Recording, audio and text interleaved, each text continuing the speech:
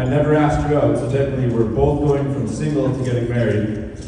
So aside from the 90-day fiance, I don't know if it's ever happened before in history. But here we are, in love.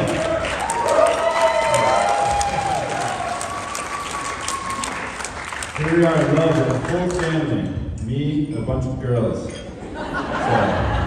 cheers to you, my wife. I love everything about you, and I can't wait for our lives ahead. So that's all about her. Now, there's someone here today that I'd like to acknowledge.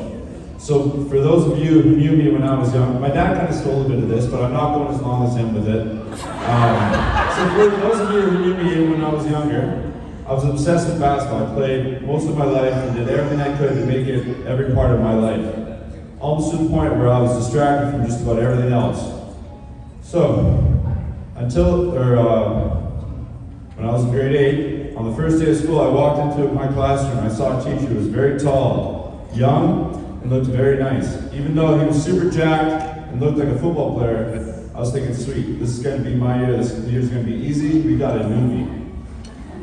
Fast forward a little, and I was assigned homework in English class. I can't remember the exact theme for the story, but we were told to write about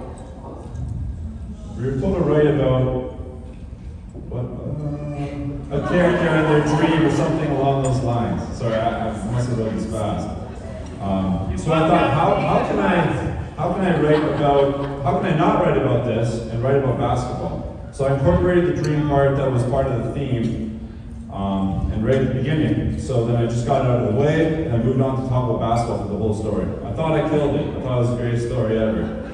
I got an F. And more F's after that, in pretty much every subject. But I didn't care, because basketball season was coming.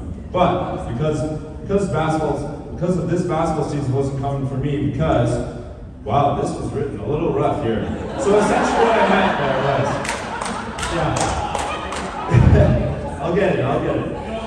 But this basketball season wasn't coming for me because I wasn't going to be playing, because this new teacher handing me F's left, right, and center was also the basketball coach. So most teachers would say, screw this kid and his marks, I don't really care, just let him do what he has to do, let him do his thing. I got a family at home, this is just a job. To my surprise, this guy gave me a very serious talking to, a very serious wake-up call, and that my basketball dreams will be just like that theme in English class, a dream. He got to me somehow because I ignored mostly every teacher in my history of being a student, but he put a fire under my ass to focus on schoolwork or no basketball. So I did exactly that. I started to pay attention, to take notes, not just copy other people's notes. I absorbed actual information being taught and started to get B's. And for some of you, 70s and 80s. B's and A's, 70s and 80s, same thing. It felt good. My hard work paid off because I was allowed back into basketball. Thank God, because we went 35-1 and won the championship. The team that we lost to, we beat in the finals. You're supposed to clap there, guys.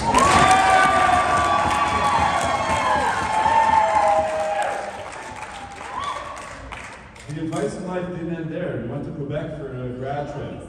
And me and my buddies were in our hotel room. We got a visit from our teacher, hung out with us for hours, just chatting about his high school experiences, girls, parties. This is what to expect overall. I'll always remember, he said, to always be the kid showing up to parties with a Slurpee. I didn't always listen to that come high school, but every summer I did, because I was training all summer to become the best basketball player I could. And all that hard work paid off because I got a scholarship to a college, and this teacher showed up to my house the night before I left for school to say goodbye. Now tonight, on my biggest night of my life, he's here once again.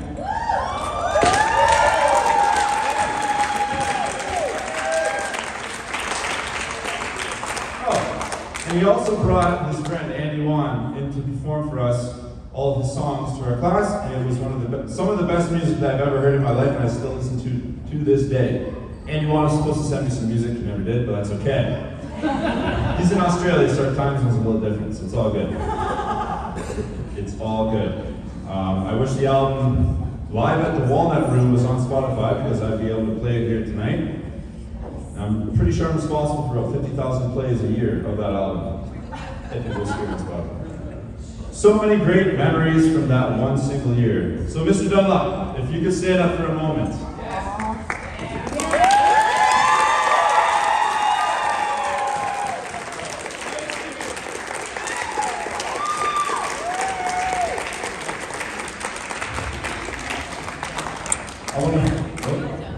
I want to thank you so much for being such an impact and a figure in my life. I said impact too early there. You made a huge impact on me in such a short time, and that impact and those lessons have become more important to me every year that I grow up to become a better man. The lessons you taught me, I will teach my kids as they grow up. So thank you for being there when a lot of people would have given up on me. And thank you for being here tonight. You mean more to me than you'll ever know. Thank you.